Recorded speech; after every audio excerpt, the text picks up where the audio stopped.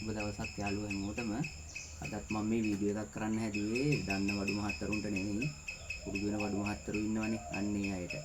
සාමාන්‍යයෙන් ඉස්සරහා උළුවස්සක් කපද්දී ගෙදරක සාමාන්‍යයෙන් ප්‍රධාන උළුවස්සක් කපද්දී ඉරිගහක ලීයක් තමයි වාස්තු විද්‍යාවේ අනුමැතිය තියෙන්නේ.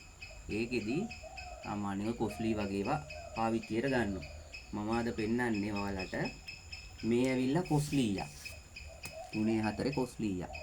දැන් මේක මම සම්පූර්ණ යතු ගාලා තියෙන්නේ. හරි හතරස් වෙන්න. මේකෙදි මට අමාරුයි මේකේ මුල පැත්ත බලා ගන්න. ඒ කියන්නේ ගැට මාංශ දෙපැත්තටම තියෙන්නේ. මුල පැත්ත බලා ගන්න අමාරුයි. දෙපැත්තටම ගැටේ ගිහින් තියෙන මාංශ බලා ගන්න අමාරුයි. ඒ වගේදී ඉස්සරහා උළුවස්සක් කපනකොට අනිවාර්යයෙන්ම මුල පල්ලෙහාට එපයි ගන්න. මුල පැත්ත පල්ලෙහාට ගන්න ඕන. නැත්තම් වැරදීනේ. ඒකෙදි දැන් මේක මුල පැත්ත බලා ගන්න තමයි මේ දැන් හදන්නේ. සමහර විට මේ ওই පුරුදු වෙන වඩු මහත්තරු දන්නේ නැහැ. දන්න අය දන්නවා. ඒකෙදි කරන්නේ අනිවාර්යයෙන්ම ලී හරි හතරස් කරලා දාලානේ තියෙන්නේ.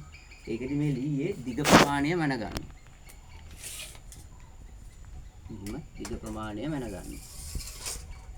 මැන්නාම මම මේක කලින් මැනලා තියෙන්නේ. මේක සම්පූර්ණම දිග මැනලා ඒක දෙකට බෙදා ගන්න. දිග දෙකට බෙදුවාම මේක මම කලින් මැනලා තියෙන්නේ. ඒ හින්දා දිග දෙකට බෙදුවාම එන්නේ හරියටම මෙන්න මෙතෙන්ට එන්නේ 40 අඩි 4යි අඟල් 3 කාලා. අඩි 4යි 3 කාලා. ඒක හරියටම අපි මේකේ මේ කඳ දෙකට බෙදුවාම මෙන්න මෙතන තමයි හරි මැද. ඒකෙන් ඉරක් දාලා අපි ගන්න මොකක් හරි නූල් කෑල්ලක් හරි දණු කෑල්ලක් හරි මොකක් හරි අරගෙන මේකේ මැදින් දානවා. දාලා මෙන්න මෙහෙම හරියට මේ ඉර මැද්ද ඇවිත් එම උස්සනවා. ඉස්සුවාම ආන්න බලන්න. ඉස්සුවාම කෙලින්ම මුල පැත්ත තමයි පල්ලෙහාට එන්නේ. එතකොට අපි මේ පැත්තේ මේ කඳේ මුල පැත්තට මාක් කරගන්නවා.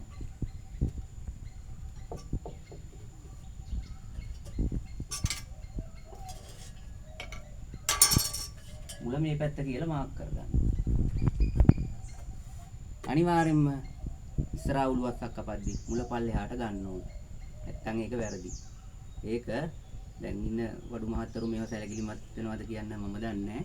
නමුත් මම නම් අනිවාර්යෙන්ම මේ පිළිබඳව සැලකිලිමත් වෙනවා. මොකද මම මිනිස්සෙක් ගයක් හදන්නේ කාලයක් ජීවත් වෙන්නනේ.